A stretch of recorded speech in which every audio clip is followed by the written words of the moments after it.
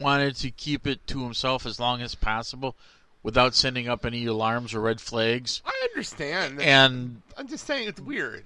By doing what he did, I think it took a lot of courage. It took a lot of guts. It took a lot of, I guess you would say... Trans? Yeah. It took a lot of inner strength to do what he did. And like you said, it's not like I'm retiring. It's I'm going to fight this again. Oh, yeah. I understand that. I understand what you're saying. Yeah. My point is, shouldn't he have told them before they went on the air? I felt bad for Renee and Corey. Weren't even Cole. I felt bad for them because they just found out someone they're extremely close with has cancer, live on television, and now they can't even go in the back to get composure. Well, they have to stay on the air. Yeah. Like, I felt bad for them. Like, more than anybody else. Because at least, like, if Rollins and Ambrose, they come out, they can go back to the back and get their composure. Like, I felt so bad for them. I think he was right not to do that, because if he would have told everybody, then I think everyone would have known. I think the outcome would probably be a little different. So, what do you think? I'm on two different sides of this, because at one side I understand why, because maybe he didn't want to have the attention on him before he made the announcement and get all upset. And then, you know what I mean? Because, like, you saw the clips of him afterwards. That was a great and how video. everyone was consulting him and everything like that. Yeah. So I can understand in that aspect, maybe that was the reason why he was trying to avoid, or he was avoiding telling everyone beforehand, because he didn't want to get himself all worked up before he had to go out there to make the announcement. But then I see the other side of it, and it's like, yeah, you know what? Like, this is more than your coworkers. This is like your family. I feel like it should have been more of a personal one-on-one with these people before you went out to the public. Yeah, like, did he tell Rollins and Ambrose? Like, did he tell them, to make sure you're on the stage, I'm going to need you when I'm done? But did he tell them why? I want to know this stuff. Like, this is the little stuff I'd love to know. Like, why didn't he at least warn Renee and Corey? Like, why don't you warn a couple of your closest people? Like, come on. It doesn't seem fair. I think the other reason he did it, too, is if you figured if he told everyone at once... Well, I'm not even saying everyone. I'm not talking about a few people here. I'm not talking about the entire locker room. I'm not saying have a meeting. I'm literally saying the people that are on camera. Yeah, but I mean, this is the way he's telling everyone at once at the same time, instead of telling like groups of your friends, that, okay, this is what's going on with me, here's what's happening, because he would get more emotional and probably would break down, and it would be more difficult for him to come out onto the ring and said what he said. Fair enough. Well, that's that. It's crazy. Who knows how long? And then I'm going to say, I'm going to word this. I'm always the positive person. I'm always the positive person on this show. He will be back. He will be back. Without a doubt. I don't know when. I don't know if it's going to be a couple of years, but he will be back. And when he comes back, no matter where he comes back, the pop he will get when his music hits is going to be unreal. Oh, yeah. By the way, did you happen to see the Madison Square Garden put up a Get Well Soon on the on their screens outside? That was pretty cool. On the marquee. Yeah. The Garden marquee changed up. That was really cool yesterday. He fought this once. And he won, and he's going to do it again. I understand the odds are not in his favor, but I believe he can do it. I think he will, because he's very determined, very focused, and he has that will to strive and to beat this again, and he's going to. And personally, my thoughts and prayers are out to him. Oh yeah, and his family, his girls, his wife. His cousins, the connection. The first time he ever mentioned his wife, I tell him. Right, and the first time it ever got brought up. But then the other thing that I also told Blake is look at his connection to the Samoan dynasty. Oh, I want to make another note about that. Go ahead. Thanks for reminding me of that, because we talked about this last night at the bar. There's something that I have to give credit to. There's a rule. Like, some people will go by this rule. Tommaso Ciampa is one of them. They like to stay in character on social media. And I respect the people that do it. The people that are heels and they want to be assholes on social media and they want to stay in character. Ciampa's like my favorite person on Twitter because of that. I love it. But I give respect to him. He didn't say anything. He just put a picture of the field up and just put a heart up, and I thought that was fantastic. In fact, he didn't put a black heart up and put a red heart up. It was amazing to me. It's the first time I've ever seen him do that. Right. But the other one was Tama Tonga, who has been the biggest asshole in New Japan. Since the hell show was that in California? The one at the Cow Palace? Cow Palace show. Yeah. He's been the biggest asshole since the Bullet Club turn. Everywhere. Like, he's, like, getting in fans' faces legitimately. I think he hit a fan at one point. Like, this shit's happening real. And on Twitter, he's been a jackass. And he literally said, all characters aside, he's family. Get well soon, Roman. Like, I was like, holy shit. I understand it's Samoan Dynasty, and you don't realize how big the Samoan fucking Dynasty is until it almost like this. And here's the thing: look at this. Nia Jax is related to Roman Reigns. Right. The Usos are related to Roman Reigns. And that's what I was going to bring up is that Tamina. Yeah. People are on the roster. And that's what I was going to bring up is that there is a picture of Roman or Joe and the Usos. That was such a great picture. I didn't understand what it posted. That was a great picture. You know, when they were younger and they're all together, they're cousins, and they all help each other out. And I'm sure that with all the love and support from the Samoan Dynasty, he's going to beat this thing. It's not...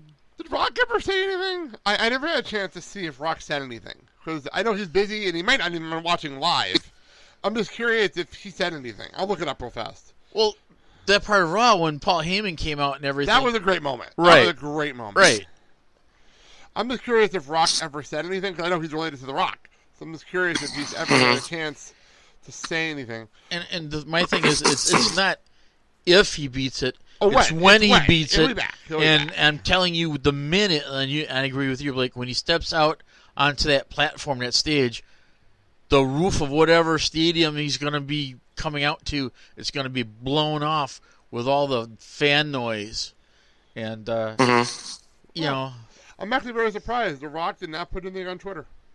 He talks about everything else. He talks about everything. He talked about the fact that he had he made some cookies the other day, but apparently he won't say anything about Roman Reigns. Well, maybe that's... I don't know. I probably texted him personally, but like I'm surprised. I'm just very surprised. I just found out I'd been his peanut butter cookie recipe. But okay. Can you like put that on Facebook and share it with everyone? There you go. Okay. Anyway, that's it. We'll move on. I do want to talk about Raw in a minute, but before we get to Raw, there's a lot of things happened on Raw after this announcement. Yeah. As hard as it was to watch Raw, we'll get to all that in a minute. But I do want to throw it to Dad for our memorial section here, because luckily Roman Reigns is not in that category, thank God, right now. But we did lose somebody in the wrestling business. Dirty Dick Slater at the age of 67. Dad, take it away. Yeah, another wrestling legend passed away. Was known more in the NWA territory, Mid-South, Mid-Atlantic. Would team up with Dusty Rhodes when Dusty was a heel, or team up with Dusty Rhodes when they were baby faces. And then would Dick Slater would turn on him, but at a young age of... Ric Flair turn on somebody? Never. I don't believe you. And they would set up some great matches between him and Dusty, and they would go after... Like saying Sting got turned on in a rivalry. Never! Well, yeah. And then would also tag with him to go against Ric Flair and the Four Horsemen. So, and he was one of these guys that... when he cut a promo was on, and, when the lights were off, he was a different human being, but condolences to Dick Slater and his family and the fans that loved or hated Dick Slater, and another wrestling legend is gone. Saying Ric Flair turned on somebody is like saying Big Show turned. Okay, which Sting are you talking about? The one with the original NWO Wolfpack or the red NWO Wolfpack? Yes. Okay, there you go. Oh, I'm actually legitimately looking something up. That's the answer. Just yes.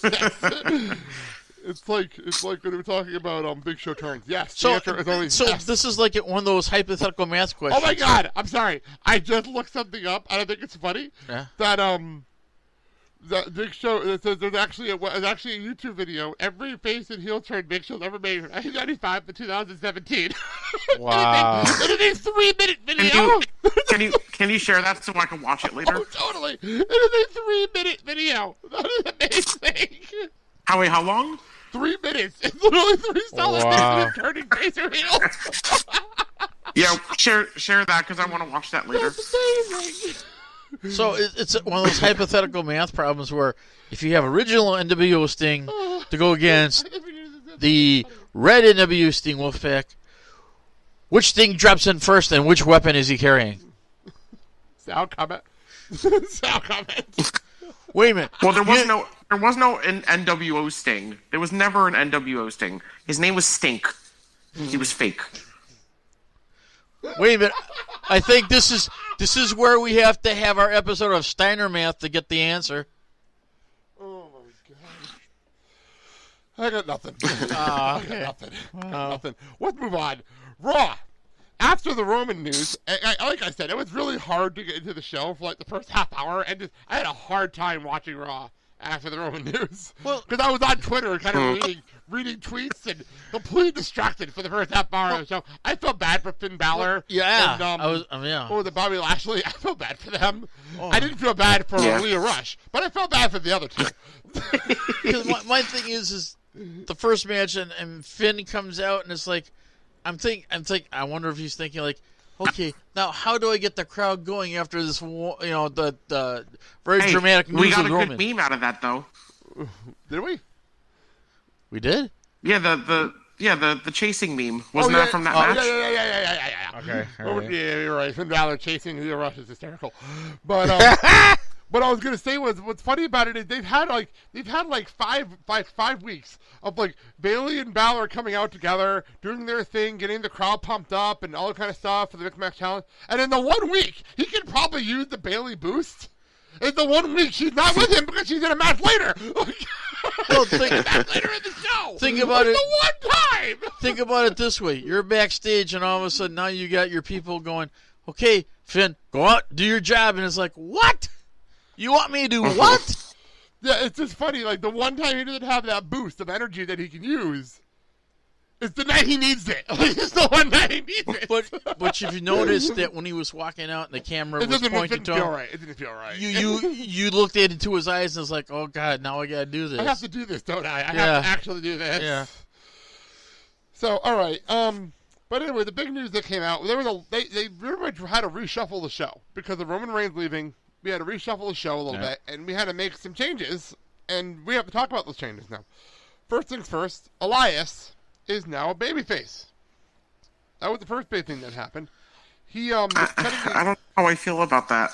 Oh, it's a weird situation. I think he'll be great. I think he'll be over the babyface. I think he already is over the babyface. I don't think he ever was a heel. I honestly don't think, except for Kevin Owens, he never was a heel. Because, honestly, I think he would have played along. I think he were just playing along. Like, honestly, let's be honest here. If he came to Milwaukee, this is an example. I'm not going to Raw in November because we're going to NXT in December, so I can't do both shows. So, they're coming to Raw in November, and he makes a joke, say, about the Brewers not making it to the World Series. And he's still a heel, allegedly. The crowd will boo, but they'll be into it because it's true. It's true. I mean, it's one of those things. It's true. I mean, taking out the weird situation with the freaking Supersonics, that was weird. Taking that out, I think everyone else just liked to play along. So the fact that he got that pop, though, that pop when he attacked Baron Corbin wasn't real. It was such a great pop. I didn't expect the crowd to go that crazy for it.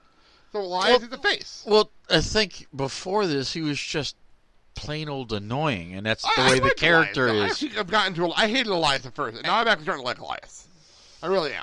I hated him at first, and everyone knows I hated him in NXT, and now I don't mind him. I still not sat down and watched his rockumentary on the network. I haven't had a chance to watch that yet, but you gotta give it to him. A lot of things on the network I haven't watched yet. I'm behind on ride-alongs too, so. But you gotta give it to him. He plays a damn good guitar. And that's one thing he's great at is playing guitar. He's improved in that. Is he taking guitar lessons? I don't know if he's actually taking guitar lessons because he's so much better in the last. I would say you only do an homage via Jeff Jarrett and basically take a guitar and smash it over Corbin's head. Well, he did. That's actually what happened on Raw. I know. That's why he I meant Corbin in the neck with his guitar, and the crowd went crazy. And that's why I said that was the big one. The other